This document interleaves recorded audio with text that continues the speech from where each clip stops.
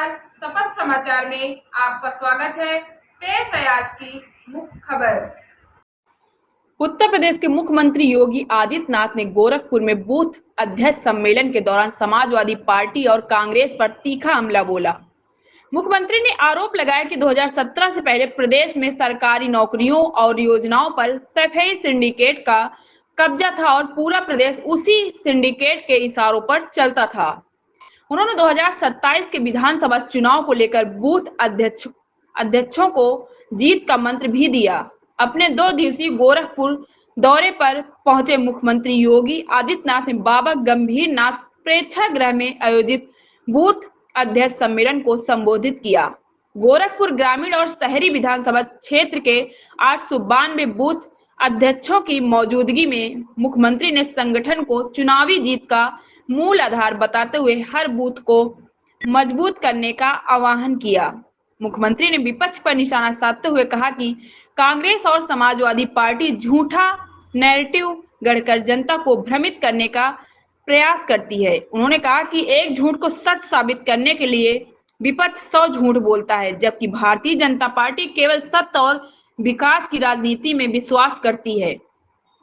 योगी आदित्यनाथ ने कहा कि वर्ष 2017 से पहले उत्तर प्रदेश में सरकारी नौकरियों और सरकारी योजनाओं पर सफेद सिंडिकेट का कब्जा रहता था। प्रदेश में मनमानी, परिवारवाद और पक्षपात का माहौल था, लेकिन भाजपा सरकार ने पारदर्शी व्यवस्था लागू कर युवाओं और आम जनता को उनका अधिकार दिलाने का काम किया। मुख्यमंत्री ने बूथ अध्यक्षों से कहा कि वे विपक्ष की कथित साजिशों और नकारात्मक प्रचार से सतर्क रहें तथा जनता के बीच सरकार की उपलब्धियों को मजबूती से पहुंचाएं। उन्होंने आरोप लगाया कि विपक्ष समाज को जातियों में बांटकर राजनीति का लाभ लेना चाहता है, जबकि भाजपा सबका साथ, सबका विकास और सुशासन के संकल्प के साथ आगे बढ़ रही है। सपथ समाचार ब्यूरो। 12 वर्ष में प्रधानमंत्री मोदी जी के नेतृत्व में एक नए भारत का दर्शन 140 करोड़ भारतवासी देख रहे हैं। दुनिया के मन में भारत के प्रति दृष्टिकोण बदला है।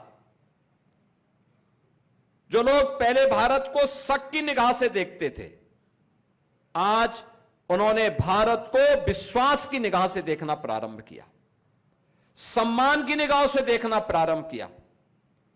जो लोग आज से 9 वर्ष पहले उत्तर प्रदेश को शक और संदेह की निगाह से देखते थे, आज वे सम्मान और विश्वास की निगाह से उत्तर प्रदेश को देखते हैं, गोरखपुर को देखते हैं।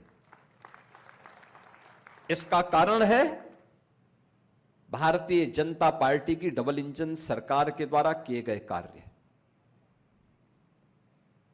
कार्य। याद रखना, विपक्ष इस नैरेटिव में विश्वास करता है कि एक झूठ को 100 बार दोहराएंगे तो वह झूठ सत्य हो जाएगा, और हम लोग इस बात पर विश्वास करते हैं कि झूठ झूठ होता है। सत्य को कुछ देर तक भले ही आप धूल से ढकने का प्रयास करेंगे, धुंध से ढकने का प्रयास करेंगे, अंततः वह अपनी स्वर्णिम आभा के साथ आम जन के विश्वास का प्रतीक बनेगा, और भारतीय जनता पार्टी उस विश्वास की प्रतीक है। लेकिन उस विश्वास का प्रतीक अपने बूथ पर आपको बनना है, आपको तय करना है। विपक्ष के द्वारा जो नैरेटिव्स फैलाया जा रहा है और जो नैरेटिव्स सेट करने का कुत्सित प्रयास हो रहा है, हमें उस साजिश और उस शरारत को समझना होगा।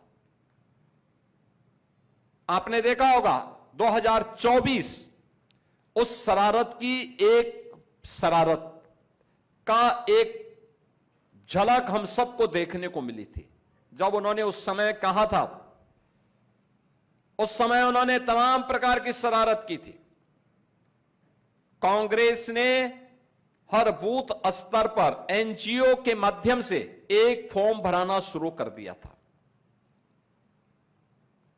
और फॉर्म के माध्यम से उसने कहा था कि जैसे सरकार आएगी वह एक एक लाख रुपए देना प्रारंभ सब लोगों के खाते में पहुंच जाएगा।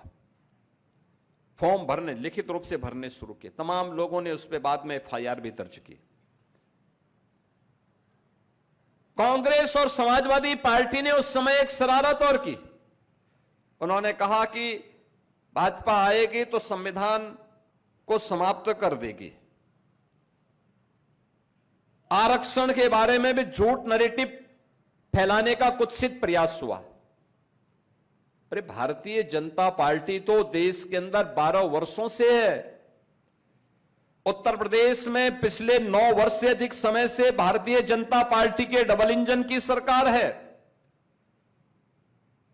भारतीय जनता पार्टी ने आरक्षण को और मजबूती के साथ समाज के दबे, कुचले, वंचित, दलित, पिछड़ी जाति के लोगों को और महिलाओं को भी उसमें भागीदार बनाने का काम प्रधानमंत्री मोदी जी के नेतृत्व में किया है। अकेले भारतीय जनता पार्टी है जिसने बाबा साहब भीमराव अंबेडकर को सही मायने में सम्मान दिया, संत रविदास जी को सम्मान दिया, महर्षि वाल्मीकि को सम्मान दिया।